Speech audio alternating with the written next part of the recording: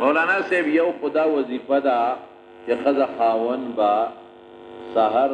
ماسخوتن یا ماښام رب هب لی من الصالحین سلسل پیرې وی هم به سړی وی هم به ښځه وی رب هب لی من الصالحین سل پیرې سحر سل پیرې ماښام یا ماسخوتن دواړه به وی دا یوه دویم با اولی که ازان سره یا خالقو یا بارئو بارئو که غنده ای دا برا پی حمزه دا یا خالقو یا بارئو که غنده ای دا برا پی حمزه دا بی الف ری غنده ای یا مبدئو که مخیره که غنده ای دا برا پی حمزه دا یا خالقو یا بارئو یا مبدئو یا مصورو یا وهابو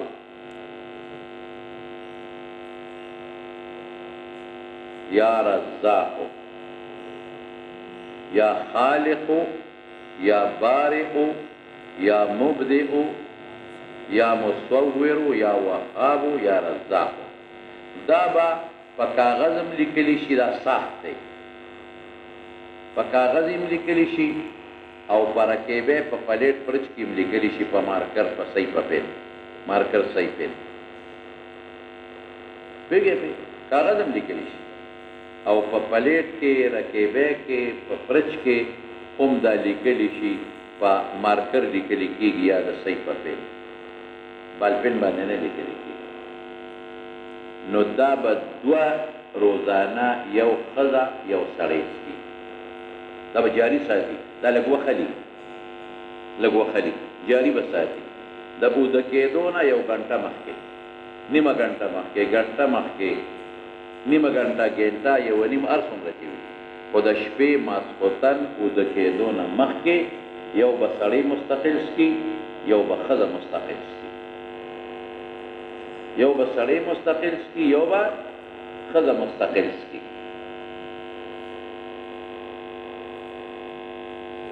تاسو پوهېږئ په خبره دوه به څکي جاري به ساتي لږه موده یو تعویض دی مولانا صاحب دا یو خو وړومبی وظیفه شوه دا دویم د څکلو دپاره ساخت دی یو تعویض دی هم ځان سره ولیکه بسم الله الرحمن الرحیم بیا به اولی کې همدغه آیت کې رب هب لی من الصالحین تکړه شه دې په دې مې سبق وړی نه وي تاسو خو نه وستړی رب هب لی من الصالحین بیا به اولی کې رب هب لی من لدنک ذریة طیبة انک سمیع الدعاء آیت پټی کوي کنه رب هب لی من لدنک ذریة طیبة انک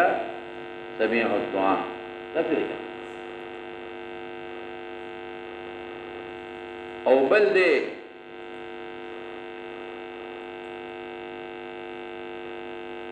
رب لا تذرنی فردا وانت خیر الوارثین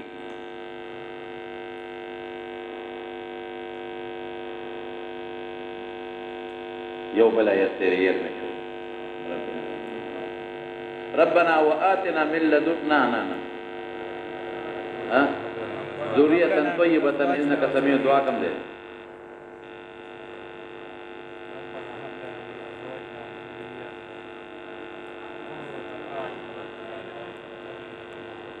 ازواجنا نجد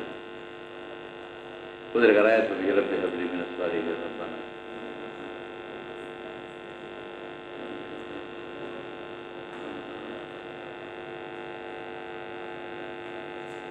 رب هب لي من لدنك ذرية طيبة انك سميع الدعاء دامي او بل سميع رب لا تذرني فردا وانت خير الوارثين لکه دا اوس ما آیت ته نیمګړی وی کنه پوره کړه ربنا هب لنا من ازواجنا وذرياتنا قرة اعين واجعلنا للمتقين اماما ربنا هب لنا من ازواجنا وذرياتنا قرة اعین واجعلنا للمتقین اماما. دا به ولیکي دا آیتونه بسم الله وسره دی ښه. بیا به داسې کارو کې مولانا صاحب یو چوکور به جوړ کړي داسې مستطیل شکل چې شپږ خانې وي پکې، درې لاندې شپږ په اوږدو. نه پوه شئ په خبره، یو کټ غوندې شکل به جوړ کړي، کټ په شا مستطیل. نو پکې به دوه کرښې په دې منځ کې په اوږدو وي، په اوږدو څو دوه، او په پلنو باندې به پکې شپږ کوره جوړ کړي.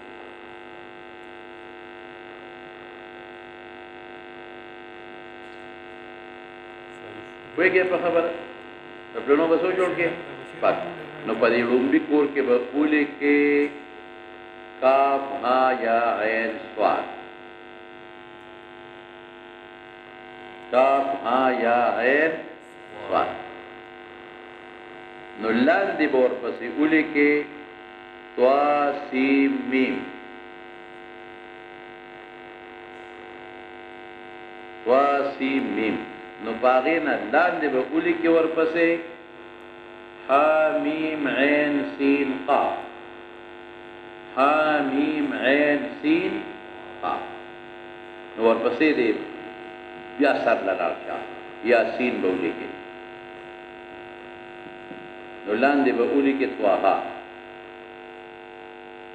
نو لاندې به ولیکې بیا الف لام میم. نو دریم له راشه سر له بیا لاړ شه. نو نون به ولیکې، نو قاف به ولیکې ورپسې لاندې، نو سواد به ولیکې. ٹھیک شو؟ او په دې وروستنو دریو نهه دي کړه ورپسې، نو دې کې به یا قابضو ولیکې، یا قابضو په دوه سره، یا قابضو په دوه سره، نهه واړه به پوره شي. نو لاندې به ولیکې ورپسې د دې چوکور نه لاندې به ولیکې بیا همغه الفاظ ولیکه یا خالقو، یا خالقو، یا بارئو، یا مبدئو، یا مصورو، یا وهابو، یا رزاقو. ولیکه ارزقو، ارزقو لحاملت هذا، ارزق لحاملت حامل بارکون کے ددی تعویذ کرا، ددی کاغذ کرا. ارزق لحاملت هذا ولدا صالحا بارا نیک، ولدا صالحا بارا راشدا ذکرا بمنک وکرمک، بمنک وکرمک یا ارحم الراحمین. بس دا به تعویذ کې دا به زنانه چي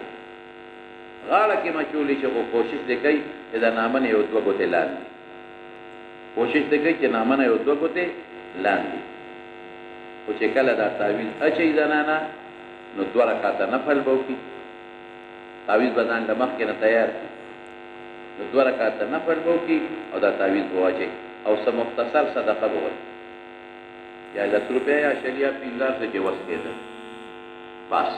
دا چې وکړي خو دا به لږ جاري ساتي، دا چې ما وراد وې او سخت لږ به جاري ساتي، و انشاءالله چې الله پاک به ولا او چې علو کچ تعویذ به نه لري تر اخره پورې به تعویذ اچوي. خیر دې بیا دې غاړې ته راواړي، خدا به بیا اخره پورې نو الله به مذکر بچي ورکړي. او دا زما داسې تجربه ده الحمدلله چې په دې باندې د 14 د شلو او د 7 د 8 کالو خلکو له خدای پاک نارینه اولاد ورکړي. دا جبنیان